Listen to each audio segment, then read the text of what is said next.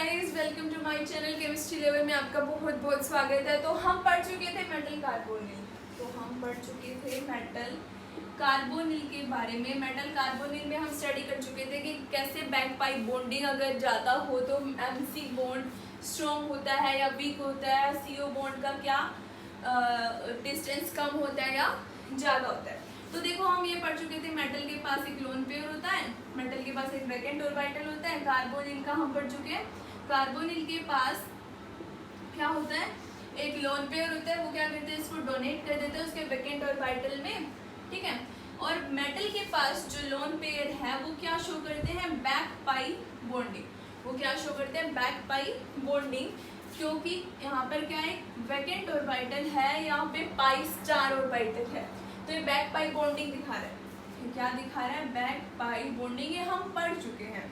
तो इससे क्या हो रहा था, बैक पाई बॉन्डिंग होने की वजह से जो MC बॉन्ड था वो क्या हो रहा था, इसकी जो बॉन्ड लेंथ थी, जिसका बॉन्ड डिस्टेंस था वो क्या हो रहा था, कम हो रहा था, ठीक है। किसकी वजह से, बैक पाई बॉन्डिंग हो जाने की वजह से। तो उसी दौरान क्या हो रहा था, अगर MC बॉन्ड का डिस्टेंस कम हो रहा था तो पाई स्टार में इलेक्ट्रॉन्स जाने की वजह से मेटल कहाँ डोनेट कर रहा है, पाई स्टार में कर रहा है। पाई स्टार क्या है, एंटी बॉन्डिंग है। एंटी बॉन्डिंग में अगर कोई इलेक्ट्रॉन जाता है तो बॉन्ड ऑर्डर जो होता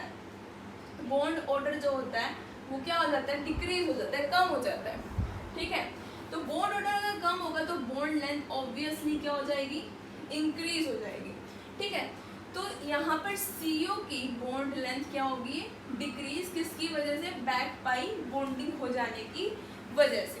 तो इतना हम पढ़ चुके हैं कि मेटल के पास वैकेंट ऑर्बिटल है, कार्बन ने इसको क्या किया, इलेक्ट्रॉन डोनेट किए, उसी दौरान क्या कर दिए, मेटल ने बैक पाई बॉन्डिंग शो की। बैक पाई बॉन्डिंग हो जाने की वजह से MC बॉन्ड क्या हो गया, स्ट्रॉन्ग हो गया, और उसकी जो बॉन्ड लेंथ थी वो शॉर्ट हो गई, और उसी दौरान CO की बॉन्ड लेंथ बढ़ गई, ठीक है। तो ये सब कुछ हम स्टडी कर चुके हैं, ये मैंने आपको मोटा मोटा बता दिया है। इसका लिंक मैं आपको डिस्क्रिप्शन में दे दूंगी। तो अब हमने आज का टॉपिक पढ़ना है metal olefin complexes. Metal olefin complexes में क्या होता है, same as the metal carbonyl. Metal carbonyl में जैसा हो रहा है, जैसा मेटल कार्बोनिल में हो रहा है, वैसा ही मेटल ओलेफिन में। ओलेफिन में आप कंफ्यूज में होता हो ना, ओलेफिन का मतलब होता है जो ऐसा कंपाउंड जो डबल बॉन्ड कंटेन करता हो, हम उसको ओलेफिन भी नाम दे सकते हैं, ठीक है। तो हम बात करते हैं, जैसे कि हमने एग्जांपल ले लिया CH2 double bond CH2, olefin है ये। अब ये इसके पास क्या है, पाई है, पाई में 2 इलेक्ट्रॉन्स भी दिख रहे होंगे, 2 इलेक्ट्रॉन्स हैं, ठीक है। तो मेटल यहाँ पे ये कॉम्प्लेक्स कैसे बनाते हैं, मेटल के साथ हमने ये देखना है, ठीक है। मेटल के पास भी एक वैकेंट ऑर्बिटल है और एक ऑर्बिटल में इसके पास 2 इलेक्ट्रॉन है। तो क्या होता है, ये क्या करता है, अपने 2 इलेक्ट्रॉन्स इसको डोनेट कर देता है। अब कार्बन के पास भी क्या है, पाई स्टार ऑर्बिटल है ना, पाई स्टार ऑर्बिटल है। तो ये क्या करेगा, बैक पाई बॉन्डिंग शो करेगा। तो क्या शो करेगा, बैक पाई बॉन्डिंग शो करेगा। बैक पाई बॉन्डिंग शो करने की वजह से सब कुछ सेम एज मेटल कार्बोनिल। क्या होगा, मेटल कार्बन का जो बॉन्ड है, वो छोटा हो जाएगा। बॉन्ड डिस्टेंस या बॉन्ड लेंथ या बॉन्ड डिस्टेंस क्या हो जाएगा, कम हो जाएगा। उसी दौरान मेटल ने क्या किया, एंटी बॉन्डिंग में इलेक्ट्रॉन्स डोनेट किए। एंटी बॉन्डिंग में कर रहा है, एंटी बॉन्डिंग में डोनेट करने की वजह से बॉन्ड ऑर्डर कम हो जाएगा। बॉन्ड ऑर्डर कम हो जाने की वजह से जो बॉन्ड लेंथ थी वो बढ़ जाएगी, बॉन्ड लेंथ बढ़ जाएगी। तो मैं ये लिख सकती हूँ CC bond distance due to back pi bonding, bond distance is increase, ठीक है। तो इससे मैं एक रिलेशन निकाल सकती हूँ, इसका बॉन्ड डिस्टेंस डिक्रीज, इसका इंक्रीज। इससे मैं एक छोटा सा ये रिलेशन निकाल सकती हूँ, MC बॉन्ड या फिर मेटल ओलेफिन नाम दे सकती हूँ इसको, metal olefin bond distance is inversely proportional to the carbon carbon bond distance। तो ये रिलेशन आपको लर्न करना है, ये रिलेशन आपको लर्न करना है। इससे हम आगे के क्वेश्चन करेंगे, जो हमारी प्रॉब्लम्स हैं करेंगे। ये आप अपने दिमाग में बिठा लीजिए, मेटल ओलेफिन या फिर मेटल कार्बोनिल में से डेफिनेटली क्वेश्चन नेट में आता ही आता है 100%। ठीक है, ये ऐसा टॉपिक है। तो मतलब इतना इजी टॉपिक है, कुछ भी नहीं है। मेटल कार्बन का जो बॉन्ड डिस्टेंस है वो डिक्रीज हो रहा है, कार्बन कार्बन का बॉन्ड डिस्टेंस क्या हो रहा है, इंक्रीज हो रहा है due to back pi bonding. अब हमें इसके फैक्टर्स देखने हैं, फिर फैक्टर्स कैसे इफेक्ट करते हैं, फैक्टर्स कैसे इफेक्ट करते हैं। पहला फैक्टर है इफेक्ट ऑफ चार्ज, पहला फैक्टर है इफेक्ट ऑफ चार्ज। जैसे कि हमने मेटल कार्बोनिल में पढ़ा था, जितना मेटल पे नेगेटिव चार्ज, जितना मेटल पे नेगेटिव चार्ज उतना ही ज़्यादा बैक पाई बॉन्डिंग, उतनी ही बैक पाई बॉन्डिंग। जितना ज़्यादा उस पर नेगेटिव चार्ज होगा उतनी ही ज़्यादा बैक पाई बॉन्डिंग होगी। ठीक है, अगर मान लीजिए मेटल पे पॉजिटिव चार्ज है, मेटल पे पॉजिटिव चार्ज है तो क्या होगा, inversely proportional to back pi bonding. ठीक है, तो जितना ज़्यादा नेगेटिव चार्ज है उसके पास बहुत ज़्यादा इलेक्ट्रॉन्स है, नेगेटिव चार्ज मतलब एक्सेस ऑफ इलेक्ट्रॉन्स हो गए। इलेक्ट्रॉन्स ज़्यादा हो जाने की वजह से उतनी फास्टली वो बैक पाई बॉन्डिंग दिखाएगा, है ना। उतना ही पॉजिटिव चार्ज, उसके पास पहले ही कमी है इलेक्ट्रॉन्स की, तो देना तो बहुत ही रेयर देना चाहेगा, बहुत ही कम देना चाहेगा, या बोले तो बहुत कम देना चाहेगा। तो उसका इनवर्सली प्रोपोर्शनल कह सकती हूँ बैक पाई बॉन्डिंग, या फिर मैं इसको ऐसे भी लिख सकती हूँ back pi bonding is inversely proportional to the metal having positive charge, है ना।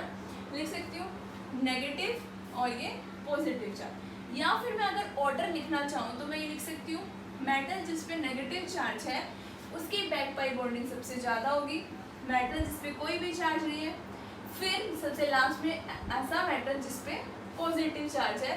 दिस इज द ट्रेंड और इसकी बैक पाई बॉन्डिंग की, उसकी बैक पाई बॉन्डिंग सबसे ज़्यादा होगी, फिर कम, फिर उससे कम। ठीक है, तो ये पहला इफेक्ट ऑफ चार्ज हो गया, फैक्टर जो किस पे इफेक्ट कर रहा है, बैक पाई बॉन्डिंग पे। Metal having negative charge is directly proportional to the back pi bonding.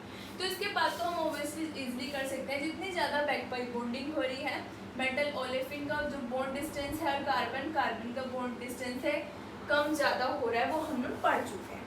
ठीक है, अब हम दूसरा फैक्टर करते हैं स्पेक्टेटर लिगेंड।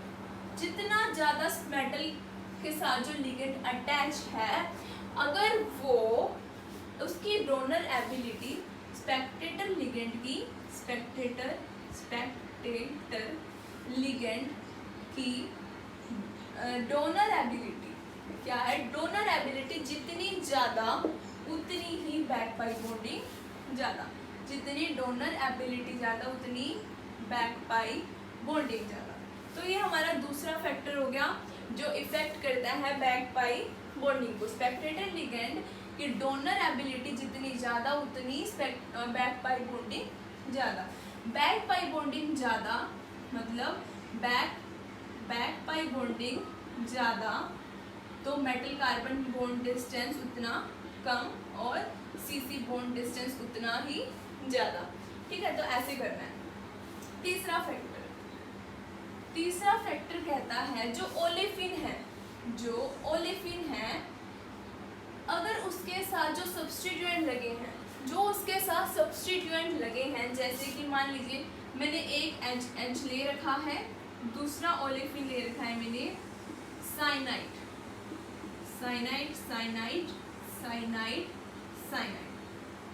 और मेरे पास मेटल सेम है, ठीक है, ये क्वेश्चन है मेरा। तो यहाँ पर हमने बताना है कि कार्बन कार्बन बॉन्ड डिस्टेंस किस में ज़्यादा और किस में कम। तो यहाँ पर एक चीज़ मायने करती है, कहाँ पर फर्क है, यहाँ हाइड्रोजन है और यहाँ कार्बोनिल है।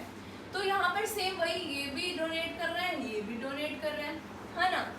डिफरेंस कहाँ पर आएगा, बैक पाई बॉन्डिंग में आएगा। कहाँ फास्टली हो रही है, यहाँ पर हो रही है, यहाँ पर भी पाई स्टार और वाइटल है और यहाँ पर भी पाई स्टार और वाइटल है। कहाँ फास्ट हो रही है हमने ये देखना है, कहाँ पर फटाफट से हो रही है, कहाँ पे फास्टली हो रही है। यहाँ पर साइनाइड ग्रुप है, यहाँ हाइड्रोजन ग्रुप है। As you know well, cyanide group is the electron withdrawing group. कौन सा ग्रुप है ये? Electron withdrawing group. तो इसका काम भी पता है, इलेक्ट्रॉन विथड्रॉ कर रहा है, तो ये फटाफट से फास्टली दिखाएगा बैक पाई बॉन्डिंग, क्योंकि ये क्या कर रहा है? विथड्रॉ कर रहा है इलेक्ट्रॉन्स, तो उसकी वजह से क्या होगा? ये फास्टली बैक पाई बॉन्डिंग दिखाएगा। फास्टली बैक पाई बॉन्डिंग दिखाएगा तो मेटल कार्बन बॉन्ड इस केस में क्या होगा? मतलब मेटल कार्बन बॉन्ड इस केस में शॉर्ट होगा और सीसी बॉन्ड ज्यादा होगा एज कंपेयर टू दिस। यहाँ पर भी बैक पाई बॉन्डिंग हो रही है, लेकिन उतनी नहीं हो रही जितनी यहाँ हो रही है। यहाँ पर इससे ज्यादा हो रही है due to the substituent attached with the olefin. अगर withdrawing group withdrawing substituent attach है तो क्या करेंगे? इलेक्ट्रॉन विथड्रॉ करेंगे, तो मेटल कार्बन बॉन्ड उतना मतलब शॉर्ट होगा as compare to this bond. ठीक है, तो ये 3 फैक्टर्स हो गए जो अफेक्ट करते हैं किसको? मेटल ओलेफिन कॉम्प्लेक्सेस को। ठीक है, तो नेक्स्ट क्लास में हम पढ़ेंगे इनकी प्रॉब्लम्स के बारे में। Okay, thank you so much for watching. Thank you.